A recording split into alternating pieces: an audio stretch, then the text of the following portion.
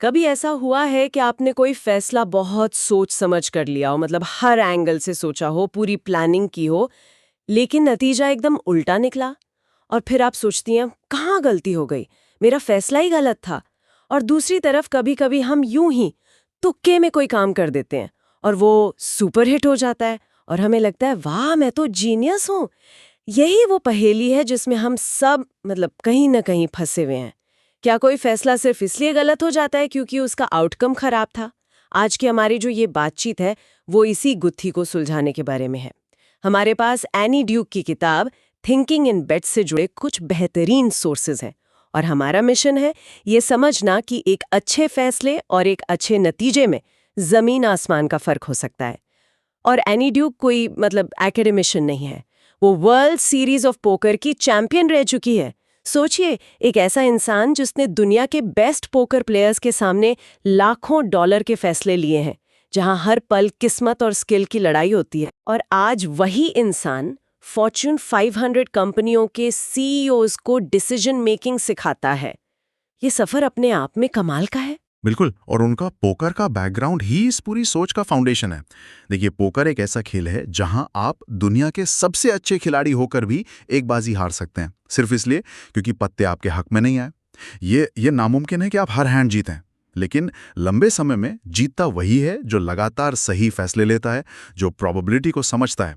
यहीं से उनका कोर प्रिंसिपल निकलता है, life is poker not chess, यानी जिंदगी शतरंज नहीं है। ये बात थोड़ी और समझाइए, शतरंज और पोकर में क्या बुनियादी फर्क है? देखिए, शतरंज में बोर्ड पर जो कुछ है वो आपके और आपके ओपोनेंट दोनों के सामने है।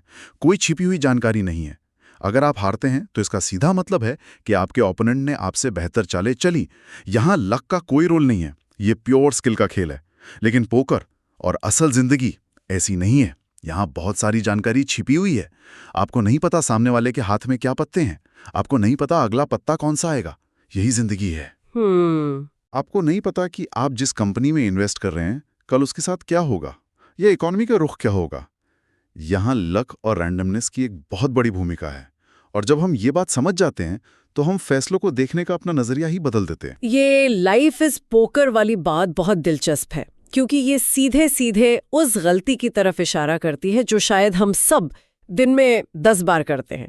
अगर एक अच्छा पोकर खिलाड़ी भी बुरी किस्मत से कोई बाजी हार सकता है, तो हम अपनी असल जिंदगी में जब हारते हैं तो तुरंत अपने फैसले को ही दोष क्यों देते हैं? इसी सोच की गलती का एक नाम है आउटकम बायस। इसे सरल भाषा में कहें तो ये वो आदत है जिसमें हम किसी फैसले को उसके नतीजे से सही या गलत ठहराते हैं, है ना कि उस प्रोसेस या सोच से जिसके आधार पर वो फैसला लिया गया था। सोर्सेज में ट्रेडिंग का एक क्लासिक उदाहरण है। एक ट्रेडर है, उसने पूरी रिसर्च की, कंपनी की बैलेंस शीट पढ़ी, मार्केट ट्रेंड्स देखे और अपना रिस्क मैनेज करते हुए एक ट्रेड लिया। लेकिन अचानक कोई इंटरनेशनल खबर आई और मार्केट गिर गया, उसे नुकसान हो गया। वो तुरंत क्या सोचेगी? ये गलत ट्रेड था, मुझे ये नहीं करना चाहिए था। और दूसरा ट्रेडर है, उसने अपने दोस्त की टिप पर बिना कोई रिसर्च किए बस अंदाजे पर एक ट्रेड ले लिया। किस्मत अच्छी थी, मार्केट ऊपर चला गया और उसे बड़ा मुनाफा हो गया। वो क्या सोचेगा, मैं तो जीनियस हूँ, मुझे मार्केट की नस नस पता है। ये मैं तो जीनियस हूँ वाला एहसास तो मुझे भी हुआ है जब मैंने बिना सोचे समझे कोई स्टॉक खरीदा और वो चल गया। बाद में पता चलता है कि वो सिर्फ तुक्का था। और यही आउटकम बायस लंबे समय में बहुत खतरनाक है। क्यों? क्योंकि पहले केस में जहां ट्रेडर की प्रोसेस बहुत अच्छी थी, वो अगली बार शायद उस अच्छी प्रोसेस को दोहराने से डरेगा। वो सोचेगा इतनी मेहनत का क्या फायदा जब नुकसान ही होना है।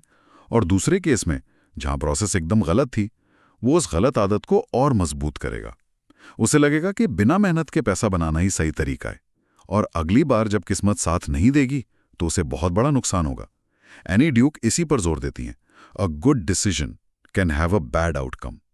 एक अच्छा सोच समझकर लिया गया फैसला भी बुरा नतीजा दे सकता है, और हमें इन दोनों को अलग अलग देखना सीखना होगा। लेकिन ये सुनने में तो बहुत अच्छा लगता है, पर जब असल में नुकसान होता है तो कोई अपनी अच्छी प्रोसेस को देखकर खुश कैसे हो सकता है? भावनाएं तो नतीजे से ही जुड़ी होती हैं। पैसा डूबने पर यह सोचना कि कोई बात नहीं, मेरी प्रोसेस सही थी, ये तो बहुत मुश्किल है। बिल्कुल मुश्किल है। और एनी ड्यूक ये नहीं कहती कि आपको बुरा महसूस नहीं करना चाहिए। वो इंसान है, उन्हें भी बुरा लगता है। पॉइंट ये नहीं है कि आप भावनाओं को खत्म कर दें। पॉइंट ये है कि आप अपनी लर्निंग को भावनाओं से अलग कर दें। जब नतीजा खराब आए तो दुख मनाइए, गुस्सा कीजिए, जो भी महसूस हो रहा है उसे फील कीजिए। लेकिन जब एनालिसिस करने बैठें तो खुद से सवाल ये मत पूछिए कि मैं क्यों हारा। सवाल ये पूछिए, क्या मेरी डिसीजन मेकिंग प्रोसेस सही थी? क्या उस समय मेरे पास जो जानकारी थी उसके आधार पर मैंने सही फैसला लिया था? जब आप इस तरह सोचना शुरू करते हैं तो आप नतीजों के इमोशनल रोलर कोस्टर से बाहर निकलकर अपनी प्रोसेस को लगातार सुधारने पर फोकस कर पाते हैं। शर्तों की तरह सोचना आता है। उनका कहना है कि जिंदगी का हर फैसला, चाहे वो शादी हो, नौकरी चुनना हो या कोई निवेश करना हो, असल में भविष्य पर लगाया गया एक दांव या एक शर्त है। हम कुछ जानकारी के आधार पर एक अनुमान लगा रहे होते हैं, पर क्या हर चीज को एक शर्त या बेट की तरह देखना जिंदगी को बहुत ज्यादा मैकेनिकल और भावनाओं से दूर नहीं कर देता? शादी जैसा फैसला कोई शर्त कैसे हो सकता है? वो तो एक कमिटमेंट है, एहसास है। बहुत अच्छा सवाल है। और यहाँ बेट शब्द का मतलब जुआ खेलना नहीं है। इसका मतलब है अनिश्चितता को स्वीकार करना। जब आप कहते हैं कि मैं इस इंसान से शादी करने की शर्त लगा रहा हूं, तो इसका मतलब ये नहीं है कि आप कोई गैम्बल खेल रहे हैं। इसका मतलब है कि आप ये स्वीकार कर रहे हैं कि भविष्य 100% प्रिडिक्टेबल नहीं है। आप कह रहे हैं, मुझे 80% यकीन है कि हम साथ में खुश रहेंगे, लेकिन 20% अनिश्चितता हमेशा रहेगी, क्योंकि लोग बदलते हैं, हालात बदलते हैं, और मैं उस अनिश्चितता के साथ काम करने के लिए, उस रिश्ते को सफल बनाने के लिए कमिटेड हूं। तो ये सोच असल में रिश्ते को और मजबूत बनाती है, क्योंकि आप उसे एक फैंटेसी की तरह नहीं बल्कि एक हकीकत की तरह देख रहे हैं, जिसमें उतार चढ़ाव आएंगे। मतलब हमें सही या गलत की बाइनरी सोच से निकलकर संभावनाओं यानी प्रोबेबिलिटी में सोचना शुरू करना है। एग्जैक्टली, बिल्कुल। और इसी के लिए एनी ड्यूक एक बहुत प्रैक्टिकल टूल देती हैं, कॉन्फिडेंस स्केल। वो कहती हैं कि जब भी कोई फैसला लें तो खुद से पूछें, मैं इस फैसले पर कितने प्रतिशत कॉन्फिडेंट हूं? 100% या 0%? जैसा कुछ नहीं होता। शायद आप 70% कॉन्फिडेंट हो या 60%। ये छोटा सा काम दो बहुत जरूरी चीजें करता है। पहला, ये आपको याद दिलाता है कि आप गलत भी हो सकते हैं। अगर आप 70% कॉन्फिडेंट हैं तो आप 30% अनिश्चितता को मान रहे हैं। दूसरा, ये आपको अपनी सोच को बेहतर बनाने में मदद करता है। वो कैसे? इसके लिए एनी ड्यूक एक डिसीजन जर्नल रखने की सलाह देती हैं। जब भी आप कोई बड़ा फैसला लें तो उसे लिखें कि आपका फैसला क्या है, आप उस पर कितने प्रतिशत कॉन्फिडेंट हैं और क्यों हैं। जैसे, मैं नौकरी बदल रहा हूं, मुझे 75% यकीन है कि यह सही फैसला है, क्योंकि नई कंपनी में ग्रोथ के मौके ज्यादा हैं और सैलरी बेहतर है। अब 6 महीने बाद जब नतीजा सामने आएगा तो आप वापस जाकर देख सकते हैं। अगर फैसला सही निकला तो आप देख सकते हैं कि आपकी सोच सही क्यों थी, और अगर फैसला गलत निकला तो आप देख सकती हैं कि उस 25% अनसर्टेनिटी में क्या मिस कर दिया था। बिल्कुल। समय के साथ आप ये समझने लगते हैं कि आप कब ओवर कॉन्फिडेंट होते हैं और कब अंडर कॉन्फिडेंट। आपकी सेल्फ अवेयरनेस बढ़ती है और आपके अनुमान बेहतर होते जाते हैं। ये कमाल का टूल है। तो इसका मतलब है कि हमें इस समीकरण को अपने दिमाग में बैठाना होगा। फैसला इज इक्वल टू प्रक्रिया और नतीजा इज इक्वल टू प्रक्रिया प्लस किस्मत। हमारा काम सिर्फ अपनी प्रक्रिया को बेस्ट बनाना है। बिल्कुल। और यही एनी ड्यूक का सबसे बड़ा संदेश है। जज decisions by the quality of thinking, not by the quality of outcomes.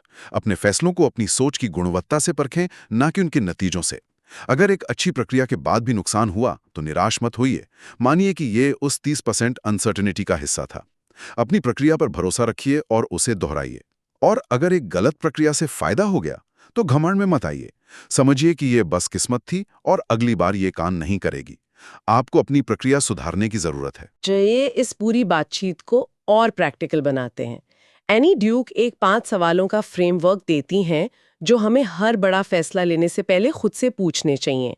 ये हमारी डिसीजन मेकिंग प्रोसेस को मजबूत करने का एक चेकलिस्ट जैसा है। तो एक एक करके इन सवालों को समझते हैं। पहला सवाल है, इस फैसले के सफल होने की संभावना क्या है? हाँ, और ये सिर्फ निवेश के लिए नहीं है। मान लीजिए आप नौकरी बदलने की सोच रहे हैं, तो आप पूछें, इस बात का कितना चांस है कि नई कंपनी का कल्चर मुझे पसंद आएगा? हो सकता है जवाब हो 60%। आपने ग्लासडोर रिव्यूज पढ़े हैं, कुछ लोगों से बात की है, लेकिन फिर भी 40% का रिस्क है। ये प्रतिशत आपको याद दिलाता है कि चीजें गलत भी हो सकती हैं और आप उसके लिए मानसिक रूप से तैयार रहते हैं। ठीक है, दूसरा सवाल, सबसे बुरा नतीजा यानी वर्स्ट केस सिनेरियो क्या हो सकता है? ये आइडिया पूरी तरह फेल हो गया तो सबसे बुरा क्या होगा?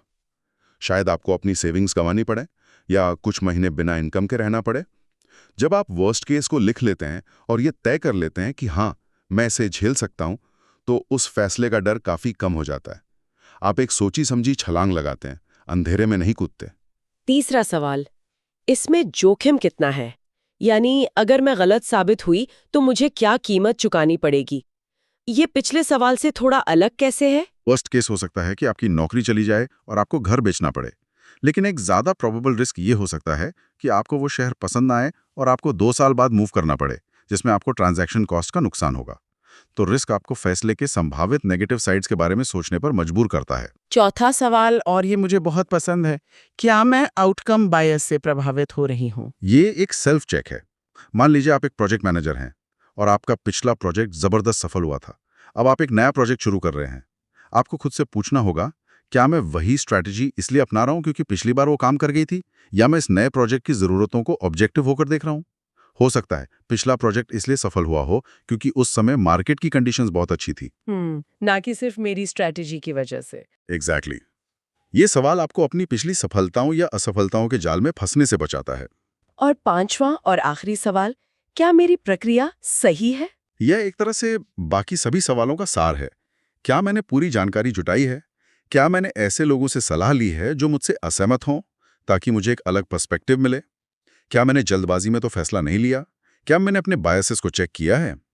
ये सवाल आपको याद दिलाता है कि आपका कंट्रोल सिर्फ और सिर्फ आपकी प्रोसेस पर है।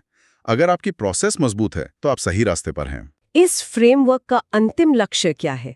अच्छे नतीजों की गारंटी? नहीं, अच्छे नतीजों की गारंटी कोई नहीं दे सकता, एनी ड्यूक भी नहीं। इसका असली मकसद आपको एक चीज की गारंटी देना है, और वो है मन की शांति, पीस ऑफ माइंड। अगर आपने एक अच्छी प्रक्रिया का पालन किया है, इन सभी सवालों पर विचार किया है, तो नतीजा चाहे जो भी हो, आप सुकून से रह सकते हैं, क्योंकि आप जानते हैं कि आपने उस समय की जानकारी के हिसाब से सबसे अच्छा फैसला लिया था। फिर आप नतीजे को स्वीकार करके आगे बढ़ सकते हैं, बिना किसी पछतावे या सेल्फ डाउट के।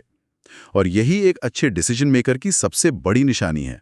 तो आज की चर्चा का सार यही है, एक बेहतर ट्रेडर, एक बेहतर लीडर या बस एक बेहतर इंसान बनने के लिए जो अपनी जिंदगी में अच्छे फैसले ले सकें, हमें नतीजों के इस जाल से बाहर निकलना होगा। हमें अपना पूरा फोकस अपनी सोच की गुणवत्ता, अपनी डिसीजन मेकिंग प्रोसेस पर लगाना होगा। सही सोचें, सही प्रक्रिया अपनाएं, भले ही हर बार जीत ना मिले, क्योंकि लंबे समय में यही सही प्रक्रिया ही आपको सफलता दिलाएगी। और जाते जाते एक विचार सबके लिए छोड़कर जाना चाहूंगा। आज हमने अपने फैसलों को उनकी प्रक्रिया के आधार पर आंकने की बात की। क्या हम यही नजरिया दूसरों के लिए भी अपना सकते हैं? जब हम किसी और को कोई फैसला लेते हुए देखते हैं, हमारे दोस्त, परिवार वाले या सहकर्मी, तो क्या हम सिर्फ उनके नतीजों से उन्हें जज करना बंद कर सकते हैं? क्या हम एक पल रुककर यह सोचने की कोशिश कर सकते हैं कि उस व्यक्ति ने किन हालात में, क्या जानकारी और दबाव के तहत और क्या सोचकर वो फैसला लिया होगा? शायद इससे हम दूसरों के प्रति ज्यादा समझदार और हमदर्द बन पाएंगे।